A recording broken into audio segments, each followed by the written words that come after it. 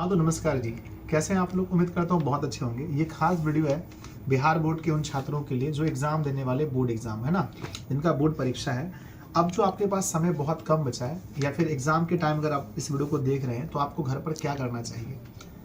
इस वीडियो को एग्ज़ाम से 8-10 दिन पहले बनाया जा रहा है। आप देखिए घर पर कैसे पढ़ें ताकि आपका बेहतर रिजल्ट आए। बेहतर का मतलब कि जो आप सपना देख रहे हैं वो उतना नंबर ला सके, 450, 460, 470 या फिर 400 प्लस, या फिर जो भी आपका आ रहा है उससे बेहतर कैसे आए।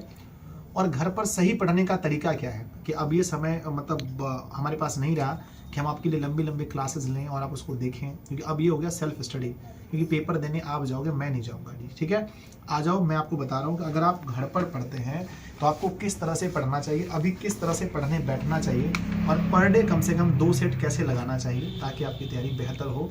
और एग्ज़ाम हॉल में सब बच्चे जहाँ डरते रहेंगे वहाँ पर आप अगर जाएंगे तो आपको बिल्कुल डर नहीं लगेगा। आइए, सबसे पहले आपके पास एक OMR सीट होना चाहिए, ठीक है ना, क्योंकि आपको पेपर देना है OMR सीट पर। जैसे ऑनलाइन एग्जाम होता है कंपटीशन के छात्रों का, तो उसको एग्जाम देना पड़ता है लैपटॉप या फिर PC पर, तो वहाँ प्रैक्टिस होता है। आपको प्रैक्टिस OMR सीट पर करना है। तो आपको क्या करना है कि किसी भी सब्जेक्ट का, मैं आपको मैथ बता रहा हूँ, किसी भी सब्जेक्ट का आपको एक क्वेश्चन बैंक है ना, क्वेश्चन बैंक तो होता ही आपके पास, किसी भी प्रकाशन का हो, मैं यहाँ पर नहीं बोलूँगा कौन सा प्रकाशन, आपको एक क्वेश्चन बैंक या फिर कोई भी मॉडल सेट होना चाहिए आपके पास, और एक OMR सेट होना चाहिए। डेली के डेली आपको ये 2-3 घंटा आपको यहाँ पर देना, एक पेपर लगाना। आइए मैं आपके सामने ला करके देखता हूँ। आइए तो देखिए, जैसा कि मैं एक स्टूडेंट की तरह यहाँ पर पढ़ने बैठा हूँ और मेरा आज यही है हमारा कि 2019 का मैथ का पेपर मुझे सॉल्व करना है। 2019 का मैथ का पेपर जो पूछा गया था, मुझे ऑब्जेक्टिव और सब्जेक्टिव दोनों % टोटल सॉल्व करने। जितना बोला गया उससे ज़्यादा ही मैं अगर करना चाहूँ तो कर सकते हैं, तो जितना बोला उतना करूँगा। आइए तो सबसे पहले ऑब्जेक्टिव देखते हैं। क्वेश्चन में ये हमारे पास पूछा गया, घर पर पढ़ने बैठे तो आप ऐसे देखें, ये हमारा क्वेश्चन पूछा गया और ये हमारा OMR सीट है। इसमें पहले मुझे क्या करना है, जैसे मैंने क्वेश्चन देखा तो एक बार पहले मैं मन में ऐसा देख लूँगा कि क्योंकि 100 क्वेश्चन में 50 बनाने, सबसे तो मतलब ज़्यादा टेंशन यही है कि सर कौन सा छोड़े कौन सा बनाए। तो अप्रोक्स हम इसको एक बार अच्छे से पढ़ लेते हैं कि जैसे ये क्वेश्चन बन जाएगा तो यहाँ पर ये क्वेश्चन बन जाएगा, मैंने देख लिया, ये भी बन जाएगा मुझसे, ये बन जाएगा, ये बन जाएगा, ये बन जाएगा, ये बन जाएगा, ये नहीं बनेगा, मान लो ये हमारा बन जाएगा, ये नहीं बनेगा, ये बन जाएगा। ऐसे करके एक बार अच्छे से देख लेना है कौन सा हमसे बन पाएगा कौन सा नहीं बन पाएगा। ये वाला थोड़ा सा टफ लग रहा है है ना, तो ये मुझे नहीं बनाना है, तो इसको अच्छे से देख लेते हैं। चलिए एक बार पूरा क्वेश्चन पहले देख लेना है। जब भी आपको पेपर में ना, जब भी कोई भी आप बैठे देने के लिए पेपर, पूरा क्वेश्चन देख लेते हैं। मुझे लग रहा है कि मैं आराम से यहाँ पर 50 क्वेश्चन 2019 में 50 क्वेश्चन पूछे गए, तो मुझे 50 बनाना है जी, 50 से 50 बनाना है। तो मैं ट्राई तो सब में करूँगा। और यहाँ पर हमारे सब्जेक्टिव में 25 दिए गए जिनमें से 15 का उत्तर देना है। तो ये वाले सेक्शन में तो हम बाद में आएंगे, पहले ये वाले सेक्शन में आइए देखते हैं। 5 क्वेश्चन मैं आपको करके दिखा रहा हूँ। यहाँ पर आपको पास में एक कॉपी रखना है। पूछा गया है कि 5, 15 और 20 के लॉसो और मौसो का अनुपात। ध्यान दीजिए, तो मैं यहाँ पर लिखूंगा 5, क्या लिखूंगा, 5, 15 और 20 का पहले लॉसो निकाल लेते हैं। 5 से एक बार में, 3 बार में, 4 बार में, तो ये हो गया आपका 5 से 5 60 हो गया। और इसका मौसो निकलेगा, 5 से कटेगा, 5 इसका निकलेगा, तो ये हमारा लॉसो निकल गया हमारा कितना, 60, और मौसो निकल गया कितना, 5। अब इसका अनुपात पूछा है तो 60/5 करेंगे, 12:1। देखिए यहाँ पर देखिए 12:1 आ गया, ऑप्शन नंबर डी में दिया है। तो मुझे OMR सीट पर ध्यान दीजिए, एक नंबर क्वेश्चन का डी नंबर ऑप्शन रंगाना है, ठीक है ना, डी नंबर ऑप्शन लगाना है। तो इसका रंगाने का बेस्ट तरीका क्या है कि बाहर से सबसे पहले रंगा दें, उसके बाद भीतर में ऐसे करके गोज दें, सबसे बेस्ट तरीका, इससे अच्छा कोई तरीका नहीं है। हो गया। आइए दूसरे नंबर क्वेश्चन को देखते हैं। दूसरा क्वेश्चन पूछा गया है कि दो संख्याओं A और 18 का लॉसो 36 है और मौसो 2 है। 2 संख्या दिया गया A और 18, हमको मालूम है कि दोनों संख्या का गुणनफल जो है वो HCF गुना LCM के बराबर होता है। 2 संख्या में एक है A, 18 LCM, 36 गुना 2 है, तो ये मैं घटाऊंगा 2 बार में, 2 में 4 हो गया, A का मान 4। अब देखिए यहाँ पर कहाँ पर ऑप्शन 4 दिया गया, तो ये ऑप्शन हमारे पास 4C में दिया गया, तो C नंबर को मैं रंगाऊंगा। आ जाइए option number C number option को यहाँ पर रंगाना भी है, ऐसा नहीं कि छोड़ना है कि सर क्या करना है, ये सब नहीं, यहाँ करना है क्योंकि ये काम आपको वहाँ पेपर में करना पड़ेगा। चलिए अगला क्वेश्चन में आते हैं, तीसरे नंबर क्वेश्चन में। तीसरा नंबर क्वेश्चन लिखा है कि P तथा Q दो अभाज्य संख्याएं हैं तो उनका मौसा बताइए। तो P और Q ये तो हमारा फैक्ट है, तो याद है ना अभाज्य संख्या का मौसा 1 होता है, तो ये हमारा फैक्ट है ना। यहाँ पर थोड़ा सा टिक लगा सकते हैं, हल्का सा, ज़्यादा मत लगाना सर, एक ही बार पढ़ ले है ना। ऐसा करते हैं कि 4-5 क्वेश्चन बना लेते हैं। यहाँ लिखा गया द्विघात समीकरण, द्विघात बहुपद x² - 2 के शून्य क्या होंगे। तो आपको मालूम है ना x² - 2, तो x² बराबर हो जाएगा 2, क्योंकि यहाँ पर 0 रखेंगे तो x बराबर अंडर रूट हो जाएगा, पॉजिटिव नेगेटिव हो जाएगा आपका √2 है ना। देखते हैं प्लस और माइनस में, प्लस माइनस ये वाला सही है। अगला क्वेश्चन देखते हैं, इसका हमें पूछा गया माध्य 10 है तो x का मान, तो लिखेंगे 6 + का 8 + का 9 + का x + का 13 और इसका माध्य दिया गया 10। माध्य रखेंगे 1 2 3 4 5, 5 है 10 से 50 हो गया, बराबर करते हैं। यहाँ पर हो गया आपका 14 और 14 और ये हो गया हमारा कितना 14 और 9 होता है 23 और ये हो गया 36, 36 + का x बराबर लिखेंगे 50 - का 36, x बराबर आपका 14 आ गया। ऑप्शन देखो कौन सा सही है, आपका C सही है। तो चलो अब इसको रंगा देते हैं सबको, ठीक है। तो यहाँ पर 2 हो गया था, 3 नंबर में हमारा क्या था 3 का D, तो 3 का D रंगाने में गलती मत करना, नहीं तो पता चले कि हो गया 1 नंबर चला गया खत्म। चलो जी रंगा दिया, पहले बाहर फिर अंदर। नेक्स्ट हमारा क्या क्वेश्चन था, 4 का हमें रंगाना है B, 4 का B, 4 का ऑप्शन नंबर B रंगाना है, 4 का B रंगाना है जी। अगला क्वेश्चन क्या लिखा गया है हमारा 5 का हमारा C आया था जी, 5 का C। अगर आपको कन्फ्यूजन कहीं लगे तो एक बार फिर से चेक करके देख लेना, अगर किसी क्वेश्चन में लगता है डाउट तो। और अगर मुझे डाउट इस पर लग रहा है मैं इसको फिर से चेक करता हूँ। 6 + 8 14 हो गया, 14 और 9 हमारा होता है 23, 23 और 13 होता है 36, 36 ठीक है हमारा 50 ठीक है। तो मैंने 5 क्वेश्चन आपको बताए, एक मतलब समझाने के लिए, इस तरह से आपको टोटल क्वेश्चन बना करके एक दिन टेस्ट लगाना। अब आइए सब्जेक्टिव पार्ट में।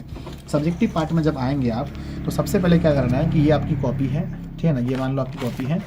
तो सबसे पहले कॉपी का जो है, कॉपी का मैं आपको बता देता हूँ। चलो मैं यहाँ से 2-3 पेज निकाल के बताता हूँ आपको, तब ज़्यादा समझ में आएगा आपको, ठीक है। ध्यान दीजिए, तो ये हमारे 2-3 कॉपी पेज है मेरे पास, ठीक है। आ जाओ यहाँ पर लेते हैं ना। अब इसमें क्या करना है कि एग्जाम में आपको पास जो कॉपी होता है ना वो इस तरह से होता है, ऐसे वाले कॉपी होते हैं, पर मेरे पास अभी नहीं है तो मैं इसी में आपको बता रहा हूँ। इसको क्या करना है कि है ना, एक चौथाई इसको वहाँ पर मोड़ा हुआ रहता है, इतना मोड़ा हुआ रहता है तो उसको मोड़ना नहीं है, इतना आपको मोड़ा हुआ है, ये आपका मोड़ा हुआ रहता है। अगर घर पे करते हैं तो आप ऐसे मोड़ लें, और कृपया करके सबसे पहले बात इधर भी कुछ मोड़ लें, क्योंकि इधर भी आपको लास्ट तक नहीं जाना है। मैं आपको बताऊँ हर विषय का पेपर आपको मैं बताऊँ कैसे लिखना है, आपको लास्ट तक नहीं जाना है बच्चा जी। चलो यहाँ से मैंने इसको मोड़ दिया, आ जाओ। अब इसके बीच में आपको आंसर राइटिंग करना है। आइए सबसे पहले मैं सॉल्व किसको कर रहा हूँ सर, मैं सबसे पहले सॉल्व कर रहा हूँ 2 अंक के प्रश्न में हम आ गए। यहाँ पर कहते हैं खंड ब, तो सबसे पहले यहाँ पर आपको ब्लैक पेन से मैं बना रहा हूँ। अगर आप ब्लू ब्लैक दोनों से बनाते हैं तो चलो हम है ना, ब्लू से यहाँ पर मैं ऊपर वाला लिख देता हूँ, खंड लिख देता हूँ ब्लू से, और ब्लैक से मैं सॉल्व करता हूँ, ठीक है ना। या तो आप अगर एक ही पेन से बना लो कोई दिक्कत नहीं, तो मैं यहाँ पर खंड लिख देता हूँ इससे। तो मेरा बच्चा, मेरा जो खंड है ना, मेरा जो खंड है, खंड यहाँ लिखेंगे, और खंड ब है तो खंड ब लिखेंगे, और ब्रैकेट में लिखेंगे गैर वस्तुनिष्ठ। गैर वस्तुनिष्ठ मतलब ये हो गया कि ये ऑब्जेक्टिव नहीं है, गैर वस्तुनिष्ठ प्रश्न हो गया ना। इसको लिख देना है, पूरा सेक्शन को जितना दिया गया पूरा लिख देना है, ठीक है ना, पूरे को लिख देना, इंची से लकीर पार देना यहाँ पर। आइए पहला क्वेश्चन सॉल्व करते हैं, हम ब्लैक से सॉल्व करने वाले। तो 1 नंबर क्वेश्चन लिखेंगे, फर्स्ट क्वेश्चन, पहला क्वेश्चन नंबर 1, ठीक है ना। फर्स्ट क्वेश्चन मान के चलिए मुझे सॉल्व करना है, तो नंबर 1 लिखेंगे, ठीक है ना। इसमें लिखा गया है कि ये आपके पास जो दिया गया ना 2 पॉइंट, इसको क्या लिखना है ध्यान दीजिएगा। पहला क्वेश्चन 2.47 को, तो आइए यहाँ पर दिया गया, तो हमें से क्या करेंगे इसको सॉल्व लिखें, यहाँ पर हल लिखना है बच्चों, हल क्या लिखना है, हल। पहला क्वेश्चन को हम हल कर रहे हैं। क्या लिखा गया फर्स्ट क्वेश्चन कि 2.47 डैश को P/Q के रूप में लिखें। तो यहाँ लिखेंगे पहले माना, क्या लिखेंगे बच्चा जी, लिखेंगे माना एकदम पेपर का वहाँ पर कमी नहीं होता, अच्छे से लिखना है। माना x बराबर 2.47 पर डैश, ठीक है ना। डैश का मतलब होता है बहुत बार इसके लिख सकते हैं, या आप इसको ऐसा भी लिख सकते हो कि x बराबर 2.47 डॉट करके, ठीक है। ये आपका हो गया जी x का मान, ठीक है। समीकरण 1 भी आप इसको मान सकते हैं। अब लिखेंगे दोनों तरफ, जितना कॉपी को फ्रेश लिख सकते हो, दोनों तरफ है ना। यहाँ पर 100 से मल्टीप्लाई करने पर, 100 से गुना करने पर, सर 100 से क्या क्यों है ना, आपने क्यों किया, गुना करने पर, ध्यान देना। तो यहाँ पर लिखते हैं क्या x है, x को जब 100 से गुना करेंगे तो ये हो जाएगा 100x, और यहाँ पर अगर 100 से गुना करेंगे तो ये आगे बढ़ेगा, ध्यान देना, समझो। यहाँ पर 2.47 में है ना, अगर 100 से मल्टीप्लाई करेंगे तो ये पॉइंट 2 के आगे, यानी कि 247, और पॉइंट में जाएगा 4747 डॉट आता रहेगा। ये समीकरण नंबर 2 है। अब यहाँ लिखेंगे समीकरण, ध्यान देना कितने साफ साफ लिखना है। समीकरण 2 में 1 को घटाने पर, 1 को घटाने पर समीकरण 2 क्या है, 100 x में घटाएंगे x वाले पोर्शन को, x घट गया, बराबर 247.47 पर डैश लिख देते हैं, बार बार लिखने से क्या फ़ायदा ना। और यहाँ पर लिखते हैं, इस साइड लिखते हैं क्या हम लोग x का मान क्या था हमारे पास 2.47 डैश। तो अब यहाँ पर देखना, यहाँ बचा जी 99x बराबर यहाँ क्या बचा, ये हमारा खत्म हो गया तो 245 बचा। ध्यान से चलो अब हम क्या लिखने वाले हैं, यहाँ पर x बराबर 245/99। अगर मैं, है ना, ये आपका आंसर आ गया 245/99। ठीक है, तो 6 5 11 किसी नहीं कटेगा, तो ये आपका आंसर आ गया। ठीक है, इसका मान पूछा गया था तो इसीलिए लास्ट में लिख देना, इसीलिए x की वैल्यू हो गई 2499, ये आपका आंसर है। ठीक है, आंसर आपने यहाँ भी लिखा था। एक क्वेश्चन और हल कर दे रहे हो, कितना प्यारा सा कॉपी लग रहा है आपका। चलो क्वेश्चन नंबर 2 हल करते हैं। तो क्वेश्चन नंबर 2 है ना, कम से कम 2 लाइन छोड़ना, 2 लाइन छोड़ के यहाँ लिखना क्वेश्चन नंबर 2 और यहाँ लिखना जी हल करते हैं। आ जाओ, समान क्या लिखा है कि इस समीकरण का वज्र गुणन विधि से हल करें, तो हल हो जाएगा, लेकिन ये आपका टाइम लेगा थोड़ा सा ज़्यादा। तो चलो हम इसको छोड़ के इसको बना के दिखा देते हैं। समांतर श्रेणी ज्ञात कीजिए जिसका 5वां पद 15 हो। ध्यान दीजिए, दिया गया है ना, ये चीज़ दिया गया है। वज्र गुणन थोड़ा सा टाइम लेगा बच्चा, ऐसा नहीं कि नहीं बनेगा। 5वां पद यानी कि A5 बराबर 15 दिया गया है, यानी आप लिख सकते हो 15 दिया गया है, तो इसको कैसे लिखेंगे, A5 को लिखते हैं A प्लस का 4D बराबर का 15, समीकरण नंबर 1। चलो अब यहाँ लिख देते हैं पुनः, क्या लिखते हैं, पुनः क्या बोला गया है कि इसका तीसरा और 8वें पदों का योग 34 है। तीसरे पदों का योग ध्यान देना, यहाँ देखो, तीसरा मतलब A3 और 8वां मतलब A8, दोनों का योग 34 है। बच्चा जी ये बताओ कि ये तीसरे को कैसे लिखेंगे, A प्लस का 2D और A8 को कैसे लिखते हैं, A प्लस का 7D बराबर 34 बराबर, देखो A और A कितना हो गया 2A प्लस में 9D बराबर हो गया 34। समीकरण नंबर क्या हो गया 2। अब लिखेंगे समीकरण 1 तथा 2 से, यहाँ पर हमारे पास जगह नहीं बचा ना, तो यहाँ पर हम लिख देंगे इसमें PTO यानी कि पेज टर्न ऑफ, यानी कि उस पर हमें जाना है। ध्यान देना, ठीक है, सॉल्व करके देखो, इधर नहीं जाना, बीच में बस लिखना है, नंबरिंग यहाँ करना है। इस बार में आ जाओ, इस पर आते हैं। इस बार में आप क्या करते हैं, समीकरण 1 तथा 2 यहाँ लिखेंगे समीकरण। इस पर फिर अब हमारा जो है ना, इस तरह से लिख दिया रहेगा, टेंशन मत लीजिए, आपको दिया रहेगा। तो क्या लिखेंगे यहाँ पर, समीकरण 1 तथा 2 से। तो 1 में क्या लिखा गया, समीकरण 1 में हमारे पास क्या है, A प्लस 4D बराबर 15 है, A प्लस 4D बराबर 15 है, और है ना क्या लिखा गया 2A होगा इस तरफ, 2A प्लस 9D बराबर 34। क्वेश्चन में पूछा गया है कि समांतर श्रेणी ज्ञात की, यानी आपको AP निकालना है। तो ये 1 हो गया और ये आपका 2 हो गया, मल्टीप्लाई 2 से कर दीजिए, गुना 1 से, 2 से गुना करेंगे तो ये ऊपर वाला 2A प्लस में 4 दूना 8 बराबर 15 दूना 30, समीकरण नंबर 3। ज़्यादा आपको डरना नहीं है, 2 से 2A प्लस का 9D बराबर 34 हो गया, समीकरण नंबर 4। ठीक है, ये आपका हो गया जी माइनस करने पर कट रहा है, कट गया, 9 में से गया तो -D बराबर -4, D का मान आ गया जी 4, है ना। अब क्या लिखेंगे, समीकरण 1 में D का मान रखने पर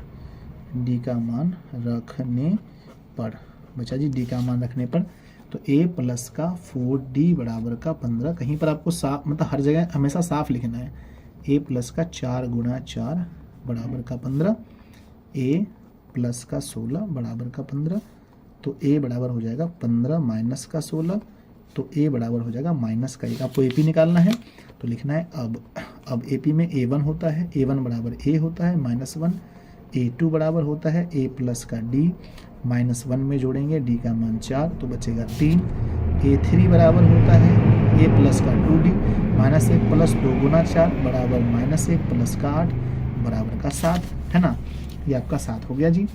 अब यहाँ पर अगर आपको निकालना A4 तक निकाल सकते हो, A प्लस 3D होता है, -1 प्लस 3 गुना 4 12, -1 प्लस का 12 बराबर बराबर 11 बचा जी। ठीक है, तो लिखेंगे इसीलिए प्राप्त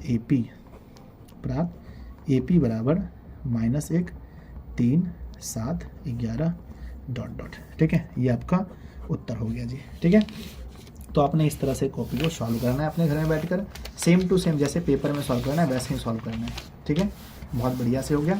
तो आपको बैठ करके डेली ऐसा करना है, ये बहुत बेहतर होगा।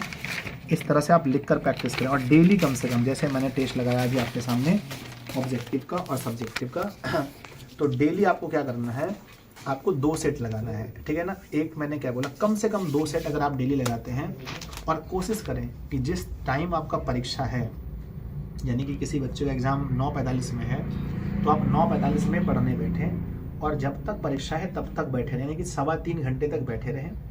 और अगर आपका पेपर बच्चों दोपहर में है, जैसे कि मान के चलिए आपका 1:45 में स्टार्ट हो रहा है, तो उस टाइम पढ़ने बैठें। उसमें क्या होगा ना कि आप उस समय के आदी हो जाएंगे और डेली अगर आप उस टाइम में अभी से बैठते हैं, अगर 2, 4, 5, 10 दिन जो बचा है, तो एग्ज़ाम वाले दिन आप बहुत अच्छा फील करेंगे।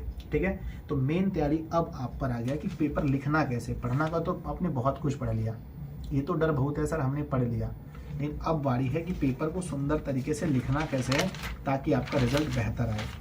ठीक है, तो हम लोग अगली वीडियो में हम आपको और अच्छे से बताएंगे कि और मतलब कि मैथ का एक पेपर अलग से लिख कर बताएंगे आपको कैसे पेपर लिखना है, और साइंस का भी बताएंगे। ठीक है, और अगर आपके मन में कुछ डाउट रह गए हो तो इस वीडियो में आप लोग मुझे कमेंट कीजिएगा। ठीक है, हमने कोशिश किया है ऐसा हुआ, और आप लोग भी अपने घर पर आप ऐसे ही पढ़ने बैठे, ऐसा नहीं जहाँ तहाँ से मत पढ़िए। सिर्फ फिजिक्स पढ़ना, सिर्फ केमिस्ट्री, सिर्फ हिंदी संस्कृत पढ़ने का टाइम गया। अब आपको प्रॉपर टेस्ट लगाना है पर डे, कम से कम 2 टाइम अगर आप टेस्ट लगाते हैं, अगर नहीं हो पाता तो कम से कम 1 टाइम तो देना ही देना है। तो आप लोग नीचे कमेंट करना कि ये पहले से कितने छात्र कर रहे थे और कल से ये चीज़ कौन ना, कितने ऐसे छात्र हैं जो स्टार्ट करने वाले हैं। ठीक है ना, अगर आप चैनल पर पहली बार हैं, चैनल को सब्सक्राइब करके रखिए ताकि आपको मेरी ऐसी वीडियोज़ मिलती रहें, और हमारे चैनल पर डेली क्लासेस हो रही है बच्चों, उसको भी आप लोग देखते रहिए। ठीक है, हम उम्मीद करते हैं ये वीडियो आपके लिए बहुत अच्छा होगा और आपको ये पता चला होगा घर पे कैसे पढ़ना बैठना चाहिए और कैसे अभी से हमें घर पे लिखने का प्रैक्टिस करना चाहिए। लव यू बच्चों, मिलते हैं अगली क्लास में, तब तक के लिए पढ़ते रहिए, हंसते रहिए, मुस्कुराते रहिए। Love you.